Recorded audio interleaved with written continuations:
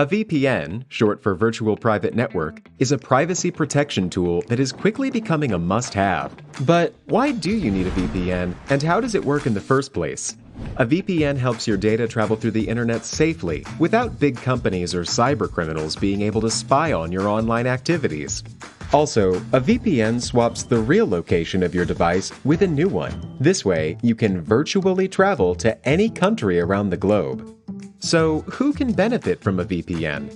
If you're worried about your online privacy, a VPN makes sure your identity and private information are not exposed when you go online. If digital security is your top priority, a VPN gives a nice additional layer of security. It encrypts your data so nobody could see what you send and receive. If you are a human rights activist whose freedom of speech is restricted, a VPN helps you to bypass censorship and speak to the world. Or, if you're on holiday in another country, with a VPN, you can bring your home entertainment anywhere you go. Here's a pro tip: check out Surfshark VPN. It has everything you need in a premium VPN, awesome speeds, and industry-leading protection that covers all of your devices. All you have to do is click connect. Secure your digital life and enjoy everything good that the internet has to offer with a VPN you can trust. Click link in the description and get 81% discount for your first order. Prepping the fabric. Cut your fabric down to the size and shapes you need. This way, you won't end up wasting any linseed oil on fabric that you won't be using. Canvas fabric would be the best for this, but can also use duck cloth, heavy cotton, or linen. Wash, dry, and iron the fabric.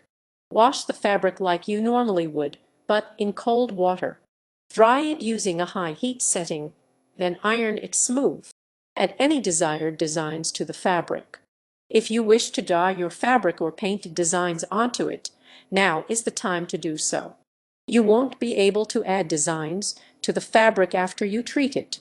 If you choose to paint the fabric, the linseed oil will also help seal your designs in. Here are some ideas to get you started. Dye or tie your fabric using fabric dye.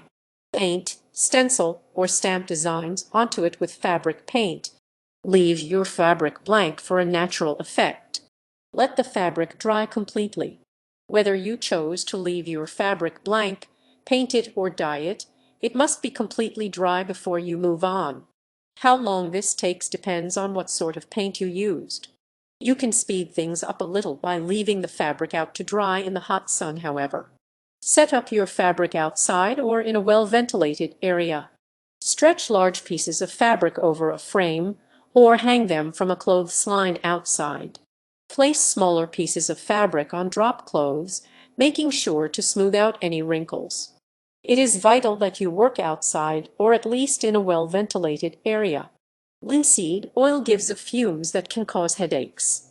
Mixing and applying the linseed oil. Protect yourself and your work surface. Put on a respirator and a pair of rubber or plastic gloves. Lay down a protective covering, such as a trash bag or a cheap plastic tablecloth over your work surface. Mix equal parts of mineral spirits and boiled linseed oil in a bucket. How much you use depends on how much fabric you will be using. Make sure, however, that you are using equal amounts of both liquids.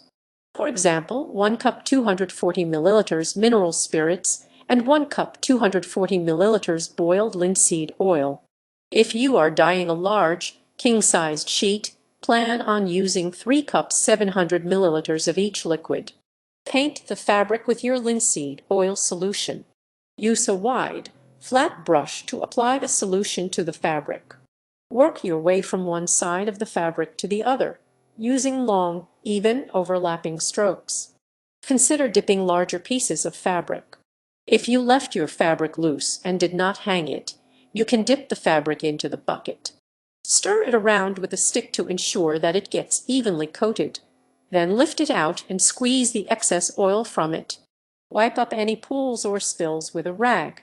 This includes both the fabric itself and your work surface. Linseed oil will leave behind stains and residue regardless of how you clean it up.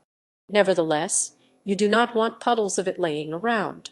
Do not discard the rags you used to wipe up the spills, however. Drying and curing the fabric. Find a well-ventilated place to dry the fabric and the rags. Linseed oil gives off heat as it dries. It can combust, even if there are no sparks to ignite it. The best place to dry the fabric and rags is outside. Make sure that there is some sort of roof or awning over the setup, however. Hang the fabric and rags up to dry. Drape the fabric and rags over a clothesline or rack. This will help dissipate the heat generated by the curing process and reduce the chances of combustion. It will also allow for airflow around the fabric and help it dry faster. Leave the fabric there until it dries and no longer feels tacky. This can take as little as 3 days to as long as a week, depending on the humidity levels in your area. The more humid it is, the longer it will take for the fabric to dry. The oilskin is dry when it no longer feels tacky or sticky. Once the rags are dry, you can discard them. Do not throw them away sooner, however, as this is a fire hazard. Apply a second coat if desired. You don't have to do this, but it will help waterproof the fabric even more. If you have any of the linseed oil solution left over, pour it into a glass jar or an empty paint can and save it for another project. If you painted the linseed oil on, you can use this opportunity to paint the back.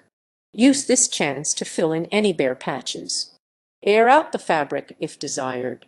Linseed oil will have a faint odor to it, even after it dries and cures. If this bothers you, leave the fabric outside for a few days. This will allow the odor to dissipate.